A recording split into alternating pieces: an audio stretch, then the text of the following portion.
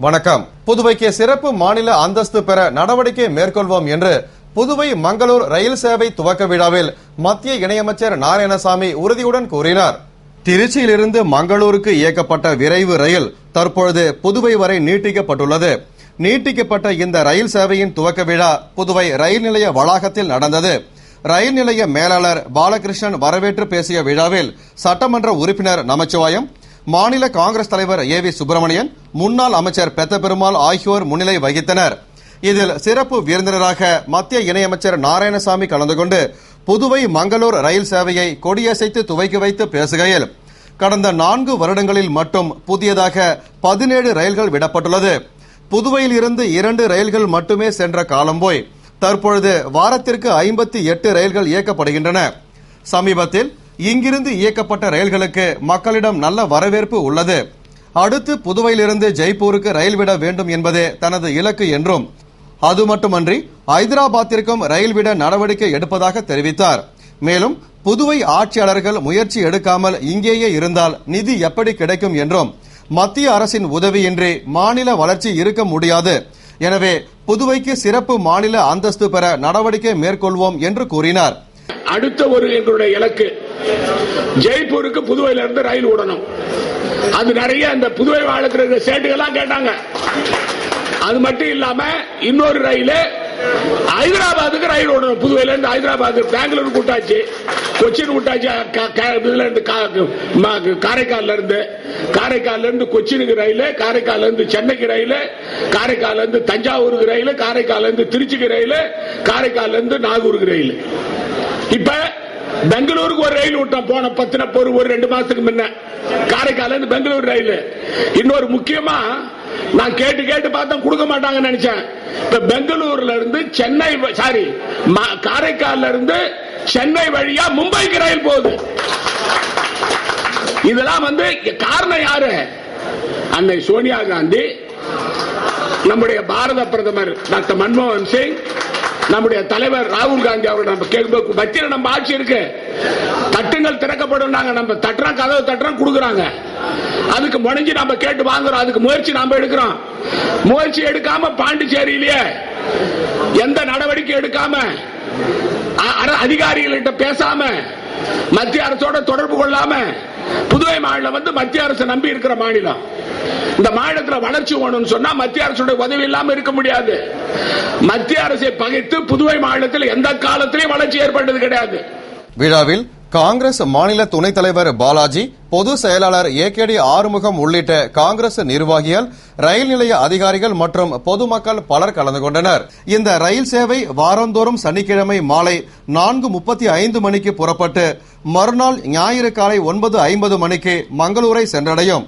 இதேபோன்று மறுமார்க்கமாக மங்களூரிலிருந்து ஞாயிறு மாலை 4:50 மணிக்கு புறப்பட்டு மறுநாள் திங்கட்கிழமை காலை 10 மணிக்கு புதுவை வந்தடையும்.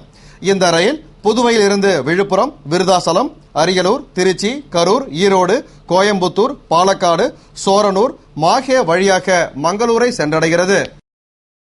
புதுவை பண்டசோழநல்லூர் கலவரம் தொடர்பாக இரு தரப்பினருடன் சமாதான கூட்டம் எஸ்எஸ்பி ஓம்வீர் சிங் தலைமையில் நடந்தது.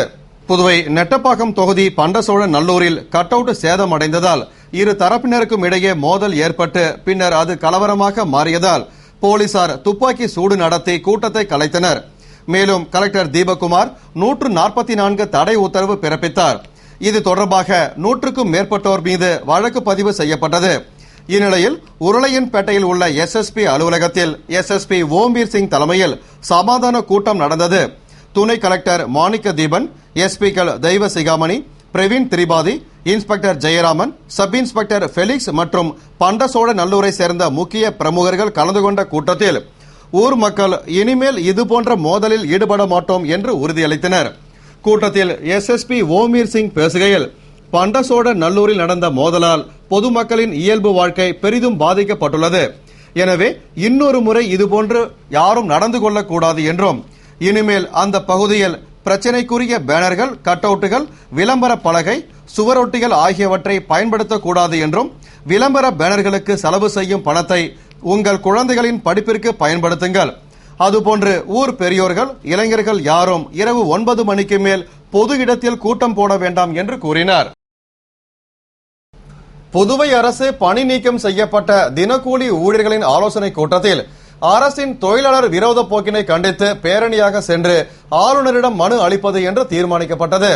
புதுவை உழவர்கரை ரீனா மகாலில் அரசு பணி நீக்கம் செய்யப்பட்ட தினக்கூலி ஊழியர்கள் சங்கத்தின் ஆலோசனை கூட்டம் சங்க தலைவர் சரவணன் தலைமையில் நிர்வாகிகள் முன்னிலையில் நடந்தது.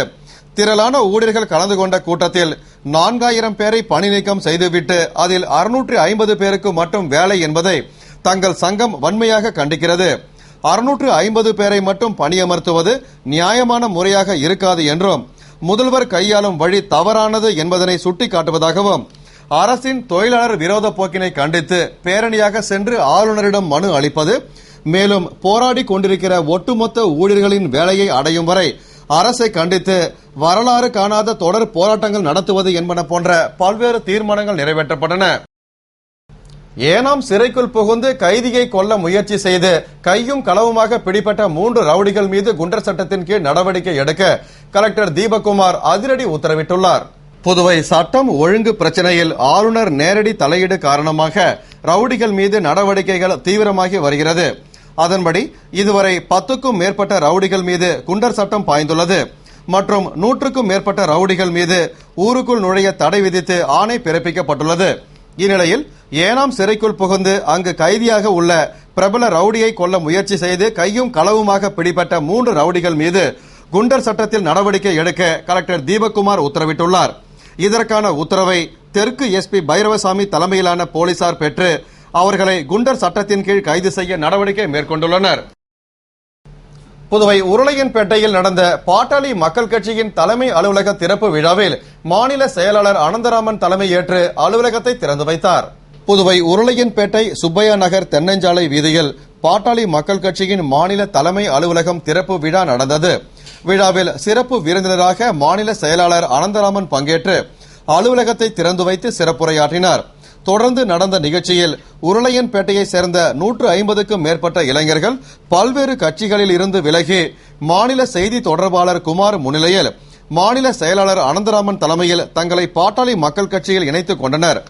விழாவில் தலைமை ஆலோசகர் ராமகிருஷ்ண கவுண்டர், மாநில துணை செயலாளர் ஜெயபாலன், ரவி, வன்னியர் சங்க தலைவர் வேணுகோபால், மாவட்ட செயலாளர் மதியழகன், வன்னியர் சங்க செயலாளர் ஞானசேகரன், இளைஞரணி தங்க அறிவழகன் உள்ளிட்ட நிர்வாகிகள் கலந்து கொண்டனர். புதுவை இந்திரா நகர் தொகுதியில் புதியதாக தேர்ந்தெடுக்கப்பட்ட காங்கிரஸ் நிர்வாகிகள் மாநில பொது செயலாளர் ஏகேடி ஆறுமுகத்தை நேரில் சந்தித்து வாழ்த்து பெற்றனர். புதுவை இந்திரா நகர் தொகுதியில் காங்கிரஸ் இளைஞரணி தலைவராக பழனி, துணை தலைவர்களாக சதீஷ், சிவா, பொது செயலாளர்களாக சிவபாலன், காந்திராஜ், இளவரசன், செயலாளர்களாக மோகன்குமார், சுரேஷ், சதீஷ், சிலம்பரசன், சிற்றரசன், விண்ணரசன் ஆகியோர் தேர்ந்தெடுக்கப்பட்டனர். புதியதாக தேர்ந்தெடுக்கப்பட்ட நிர்வாகிகள் மாநில பொது செயலாளர் ஏகேடி ஆறுமுகத்தை நேரில் சந்தித்து சால்வை அணிவித்து கௌரவித்து வாழ்த்து பெற்றனர். தொடர்ந்து ஏகேடி ஆறுமுகம் தலைமையில் நடந்த கூட்டத்தில் தொகுதி வளர்ச்சி பணிகள் குறித்தும் கட்சி பணிகள் குறித்தும் ஆலோசிக்கப்பட்டது. நிகழ்ச்சியில் வட்டார காங்கிரஸ் தலைவர் ரமேஷ், மாவட்ட செயலாளர் பாண்டியன், துணைத் தலைவர்கள் சிவக்குமார், கிருஷ்ணராஜ், முன்னாள் கவுன்சிலர் சிபி உள்ளிட்ட நிர்வாகிகள் கலந்து கொண்டனர். புதுவை அரசு பொது மருத்துவமனையில் குடற்பகுதியில் அடைப்பு ஏற்பட்டுள்ள நோயாளிகளின் பராமரிப்பில் செவிலியர்களின் பங்கு என்ற தலைப்பில் கருத்தரங்கம் நடைபெற்றது. புதுவை அரசு பொது மருத்துவமனையில் குடற்பகுதியில் அடைப்பு ஏற்பட்டுள்ள நோயாளிகளின் பராமரிப்பில் செவிலியர்களின் பங்கு என்ற தலைப்பில் 72வது செவிலியர்களுக்கான தொடர் மருத்துவ கல்வி கருத்தரங்கு பயிற்சி இயக்குநர் டாக்டர் ரங்கநாத் தலைமையில் நடந்தது. செவிலியர் கீதா லட்சுமி வரவேற்று பேசிய நிகழ்ச்சியில் சிறப்பு அழைப்பாளராக டாக்டர் சுரேஷ் கலந்து கொண்டு குடற்பகுதியில் ஏற்பட்டுள்ள அடைப்பு பெரும்பாலும் கேன்சர் கட்டி, குடர் சுருக்கம், குடர் சுற்று ஏற்பட்டு பல்வேறு காரணங்களால் வலி வாந்தி அதிகமாகி நோயாளிகளுக்கு உணவு மற்றும் நீர் எடுத்துக் கொள்ள முடியாமல் சில தருணங்களில் நோயாளிகள் இறக்க நேரிடுகிறது என்றும் அத்தகைய அடைப்புகளை கண்டறியும் வழிமுறைகள், அதில் செவிலியர்களின் பங்கான நோயாளிகளுக்கு ஊட்டச்சத்து குறைபாடுகளை களையும் முறைகள், உடலில் உள்ள கழிவுகளை வெளியேற்றும் உறுப்புகளின் செயல்பாடுகள், இதயம், நுரையீரல் மற்றும் மூளையின் செயல்பாடுகளை தெளிவாக கண்டறியும் வழிமுறைகள் குறித்து விளக்கினார். நிறைவில் செவிலியர் விஜயலட்சுமி நன்றி கூறிய நிகழ்ச்சியில் செவிலிய கண்காணிப்பாளர்கள், தலைமை செவிலியர்கள் மற்றும் செவிலிய மாணவ மாணவிகள் கலந்து கொண்டனர். புதுவை தூய இதய ஆண்டவர் பசிலிக்காவில் நடந்த இலவச நீரிழிவு ரத்த பரிசோதனை முகாமில் திரளான பொதுமக்கள் பங்கேற்று பரிசோதனை செய்து பயனடைந்தனர். புதுவை பிரசித்தி பெற்ற தூய இதய ஆண்டவர் பசிலிக்காவில் உள்ள தூய வின்சென்ட் தெபால் சபை சார்பில் இலவச நீரிழிவு நோய்க்கான பரிசோதனை முகாம் நடந்தது. பங்கு தந்தை பேரருட்பணி மரிய ஜோசப் தலைமையில் நடைபெற்ற முகாமில் திரளான ஏழை எளிய மக்கள் பங்கேற்று இரத்த பரிசோதனை செய்து பயனடைந்தனர். தொடர்ந்து சபையின் பாதுகாவலரான தூய வின்சென்ட் தெபாலின் நினைவு நாளை முன்னிட்டு அவர் பெயரால் கிறிஸ்துமஸ் விழாவின் போது வழங்குவதற்காக அனைத்து வழிபாட்டு நிறைவிலும் பக்தர்கள் மடிப்பிச்சை எடுத்தனர். இந்நிகழ்ச்சிக்கான ஏற்பாட்டினை பங்கு தந்தை தலைமையில் சபை நிர்வாகிகள் செய்திருந்தனர். புதுவை அரியாங்குப்பம் திரௌபதியம்மன் கோவில் புரட்டாசி மாத சனிக்கிழமையை முன்னிட்டு பெருமாளுக்கு சிறப்பு வழிபாடும் உள்புறப்பாடும் நடந்தது. புதுவை அரியாங்குப்பத்தில் எழுந்தருளியுள்ள திரௌபதியம்மன் கோவிலில் உள்ள பெருமாள் சன்னதியில் புரட்டாசி மாத 3ஆம் சனிக்கிழமையை முன்னிட்டு சிறப்பு வழிபாடுகள் நடைபெற்றது. அதன்படி பெருமாளுக்கு சிறப்பு திருமஞ்சனம், அலங்கார ஆராதனையுடன் சுவாமி உள்புறப்பாடு நடந்தது. விழாவில் ஆன்மீக அன்பர்கள் திரளாக கலந்து கொண்டு வழிபாடு செய்தனர். விழாவிற்கான ஏற்பாடுகளை அறங்காவல் குழுவினர் செய்திருந்தனர். விழாவில் பங்கேற்ற அனைவருக்கும் அருள் பிரசாதம் வழங்கப்பட்டது. புதுவை உழவர்கரை காவேரி நகரில் எழுந்தருளியுள்ள ராஜராஜேஸ்வரி அம்மன் கோவில் நவராத்திரி விழாவில் சாமுண்டீஸ்வரி அலங்காரத்தில் சிறப்பு வழிபாடுகள் நடந்தது. புதுவை உழவர்கரை காவேரி நகரில் எழுந்தருளியுள்ள ஸ்ரீ ராஜராஜேஸ்வரி அம்மன் கோவிலில் நவராத்திரி விழா நடைபெற்று வருகிறது. விழாவினை முன்னிட்டு அம்மனுக்கு சிறப்பு அபிஷேகம், ஆராதனையும் தொடர்ந்து சாமுண்டீஸ்வரி அலங்காரத்தில் சிறப்பு பூஜைகளும் நடந்தன. விழாவில் திரளான பக்தர்கள் கலந்து கொண்டு சுவாமி தரிசனம் செய்து அம்மனின் அருள் கடாட்சத்தை பெற்றனர். விழாவிற்கான ஏற்பாடுகளை அறங்காவல் குழுவினர், விழா குழுவினர் மற்றும் ஊர் பொதுமக்கள் செய்திருந்தனர். விழாவில் பங்கேற்ற அனைவருக்கும் பிரசாதம் வழங்கப்பட்டது. அதேபோன்று பாவாணர் நகரில் எழுந்தருளியுள்ள ஜலகண்டமுத்து மாரியம்மன் கோவிலில் நவராத்திரியை முன்னிட்டு கொலு வைக்கப்பட்டு சிறப்பு பூஜைகள் நடந்தது. பூஜையில் பக்தர்கள் திரளாக கலந்து கொண்டு கொலுவினை கண்டு பக்தி பாடல்களை பாடி வழிபட்டனர். விழாவிற்கான ஏற்பாடுகளை அறங்காவல் குழுவினர் மற்றும் பொதுமக்கள் செய்திருந்தனர். இத்துடன் செய்திகள் நிறைவடைந்தன. வணக்கம்.